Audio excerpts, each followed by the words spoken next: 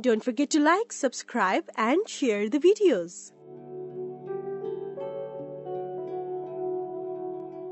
Hello all, welcome to Ganesh IAS Academy. This is the special session. In this session, we are going to discuss about the previous year UPSC Mains economic question. So here what we will do is, we will share certain important data that are related to the mains. So that will be more useful for your prelims preparation also, and also you can use that data in your mains exam. For example, how much unemployment is in India, and also the peak of the demographic dividend the India is going to achieve in 2047. So these are the certain data that will be more useful to enrich your answer in your mains exam. So please make note of it. Okay, let's begin the session. This question was asked in 2018. It is a 50-mark question and it's a 250 words question. So the question is about protectionism and the currency war. The issue of this protectionism and the currency war is not only about 2018. Still that issue is prevailing at the present scenario also. For example, you may come across the issue of this protectionist tendency followed by the European Union. So what they will do is, they will use the non-tariff barriers. For example, quality of the products. So there is the export of mango from India. They said that there is more of using of the chemicals, so we are against the import of the mango from India. So that is the thing called as non-tariff barrier.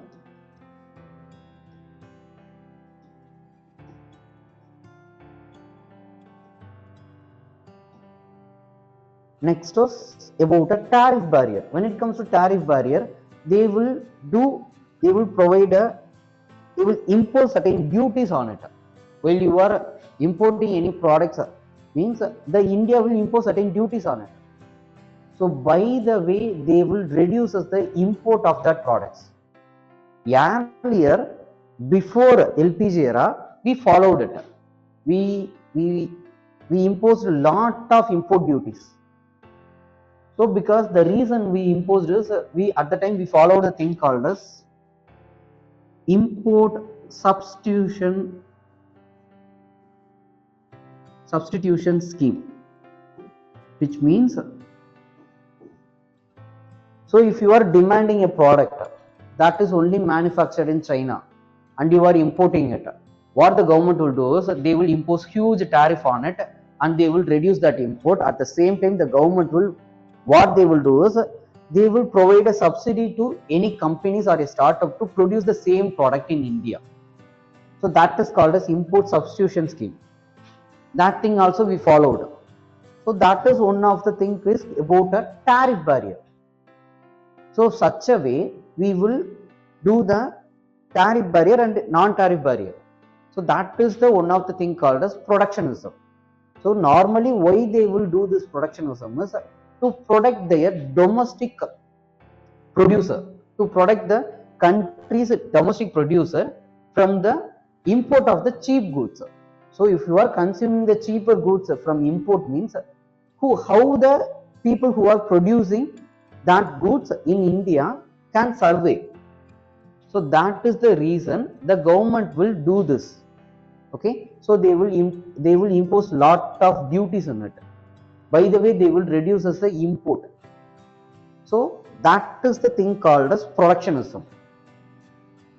Next is about the currency manipulation. Currency manipulation is nothing but, if you are going to devaluate your currency,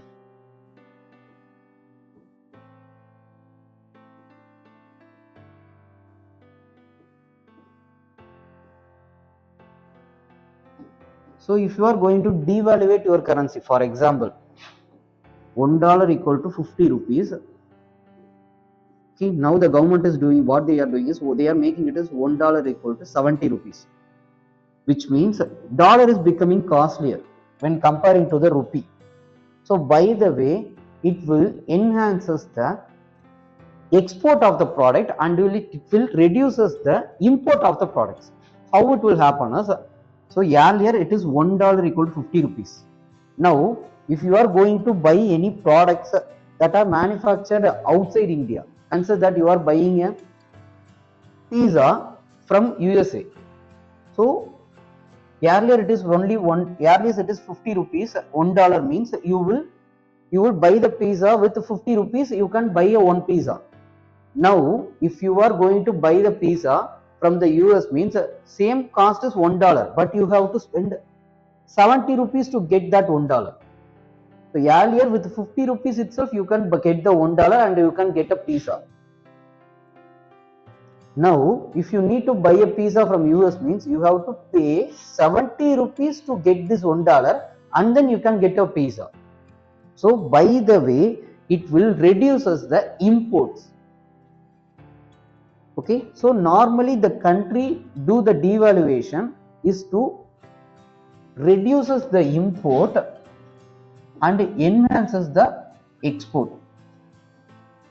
So how it will increases the export is simple as that. So earlier $1 the foreigner only get 50 rupees. Now with the same $1 the foreigner will get 70 rupees. So 70 rupees means 50 rupees plus 20 rupees. So the foreigner can buy the same product in India with 50 rupees and also plus some other product with this 20 rupees. So by the way, the export will increases and the import will decreases. So this is called as currency manipulation. Usually the countries will do that. So the issue of this currency manipulation and the protectionism is still relevant. Even though the question was asked in 2018, still there is a relevance for this question in 2024 and 2025. So the reason is still every country is doing this thing. They will do the currency manipulation, they will do the protectionist idea. So to safeguard the domestic consumer, the domestic producer, there is a thing called a safeguard duty. When it comes to solar cells, the India will impose it. To safeguard the India's domestic solar cell producer, they will impose the safeguard duties on the import of the cheap solar cells from the outside India. So India will impose it. And also there is a thing called as countervailing duty. So there are a lot of duties that are imposed on the import of the products. So India will do this.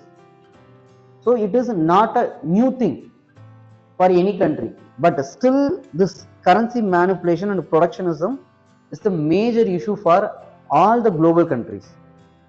So either they will do with tariff barrier or else non-tariff barrier, and also they will do the devaluation to increases their export and also to reduces their imports. So this is the major issue.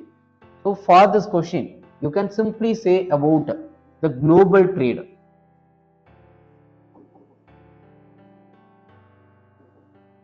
You can say about the global trade with the data of the global trade GDP, and then or else you can see about what is protectionism, what is currency manipulation. That is also you can say. Or else what are the certain tariff and non-tariff barriers. That is also you can say. Tariff barriers and non-tariff barriers. That is also you can say. In the intro and the next para, you can give the certain elaborate things about this thing. Because it is a 50-mark question, so you need to say things that is more elaborate one. For example, you can quote the example of this mango and the European Union and India. Or else you can say about the solar cells and the India and the import duties imposed on the Chinese import. So that is also you can say. So by the way, you can give the thing what you know about this protectionism and the currency manipulation. So you have to say about what it is happen, what is going to happen when you are going to do the devaluation. So it will increases the export and also it will reduces the import. That thing also you have to say. Next, so how would the recent phenomena of protectionism and currency manipulation in the world trade affect the macroeconomic stability of the India? So first of all, it is simply speak about what is currency manipulation and what is protectionism. Now how it is going to affect the macroeconomic stability of India. First thing you want to know is what is this macroeconomics. So macroeconomics is nothing but it is the things related to inflation, GDP, national income, employment, development,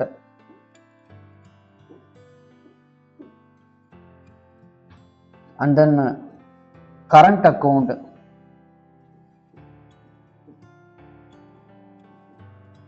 capital account. So these are the things are comes under the macroeconomics.